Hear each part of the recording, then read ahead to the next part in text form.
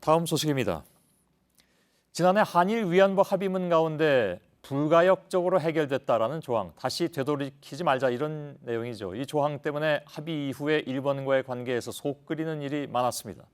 한 가지가 그런데 더 생겼습니다. 이것도 일종의 백지화라고 하면 할 수도 있겠는데요. 정부가 일본군 위안부 관련 기록물을 유네스코 세계 기록 유산으로 등재하기 위한 사업을 추진해 왔는데 이 사업 지원과 관련된 내년도 정부 예산이 전액 삭감된 것으로 확인됐습니다. 포기했다는 얘기죠. 이른바 불가역 합의 이후에 정부가 위안부 문제에 몸을 사리고 있다는 겁니다. 윤서령 기자가 단독 보도해드리겠습니다. 국민의당 박주선 의원실이 받은 내년도 여성가족부 예산안입니다. 유네스코 세계기록유산 등재 사업 예산 4억 4천만 원이 전액 삭감된 것으로 확인됐습니다. 위안부 피해자의 참상을 국제사회에 알리고 일본 정부가 개입해 강제했는지 여부를 둘러싼 논쟁을 끝내기 위해 2013년부터 여성가족부가 주도적으로 추진해왔습니다. 위안부 관련 기록사료를 국가기록물로 계속 발굴하여 지정하고 유네스코 세계기록유산 등재도 추진하겠습니다. 미묘한 변화는 지난해 12월 한일 정부 간 위안부 합의 이후 시작됐습니다. 여가부가 이 사업에 소극적으로 대응한다는 지적이 나왔고 내년도 예산에 이 사업을 편성하지 않은 겁니다.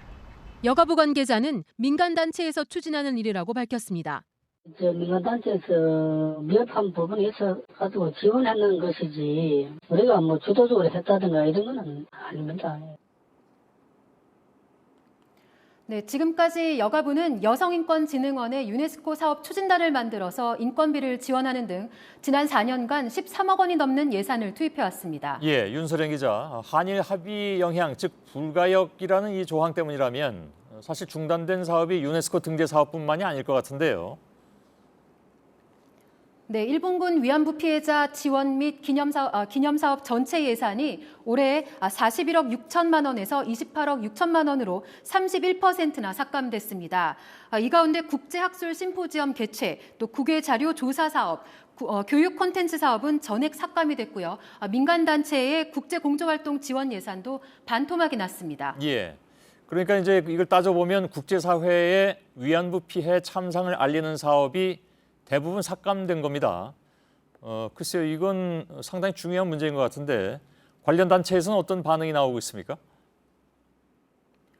네, 지난해 12월 한일 간의 위안부 합의 이후에 정부가 이 위안부 문제에 대해서 상당히 소극적으로 변했다라는 지적이 있었는데요.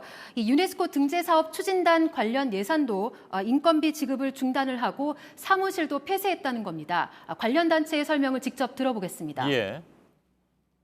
네. 올해 것도 책정 언제 있는데 아마 지급은 안 됐을걸요. 유네스코 사무실 그 여성인권진흥원에 있다가 밖으로 나가서 네. 쫓아내서 했거든요. 올해는 예산에 분명히 있었어요. 있었는데 그걸 집행을 안 한 걸로 알고 있어요. 예. 올해 예산도 집행이 안 되고 있다 이런 얘기인데 그렇다면 누가 봐도 이게 위안부 합의의 여파로 보입니다. 합의문 내용 중에 이 문제가 불가역적으로 해결됐다. 다시 말하면 이 문제 다시 거론하지 말자 이런 조항이잖아요. 이걸 놓고 해석이 분분했지 않습니까? 네, 그렇습니다. 유네스코 세계기록유산 심사위원으로 활동했었던 서울대 서경호 교수는 우리 정부가 유네스코 등재 사업을 중단하기로 한 것은 이 합의문에 있는 불가역적이다라는 조항 때문이라고 주장을 했습니다. 국제사회에서 위안부 문제를 더 이상 문제 삼지 않기로 일본과 약속을 했기 때문이라는 건데요. 서 교수는 우리 정부가 이 불가역적이라는 조항을 유권 해석해서 알아서 이 사업을 중단한 것이다라고 지적했습니다. 예. 유네스코 세계 기록 문화유산이라는 것이 이제 기록으로서 가치가 있느냐 이걸 따지는 건데 상황이 이렇다면 이 불가역적 해결이라는 조항이 앞으로 다른 지원 사업 등에도 영향을 미칠 가능성 이건 얼마든지 있다고 봐야 되겠네요. 네, 이 조항 때문에 앞으로 위안부 피해자 문제에 대해서는 새로운 문제 제기를 못하는 것 아니냐라는 우려가 있었는데요. 현실로 드러나게 된 겁니다. 관련 단체들은 한일 정부 간에 어떤 이면 합의가 있었는지 밝혀야 한다면서 당시 회의록을 공개할 것을 요구하고 있습니다. 예, 윤서령 기자였습니다. 수고했습니다.